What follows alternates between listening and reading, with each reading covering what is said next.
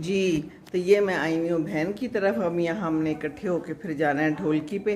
तो मैंने कहा चलें जी आपको इनका डाइनिंग रूम दिखाती हूँ।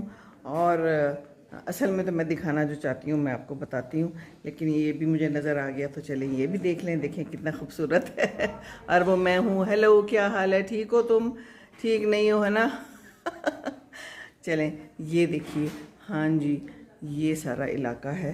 तो दिखाना मैं ये चाह रही हूँ, पहले भी दिखाई हुई है आपको ना।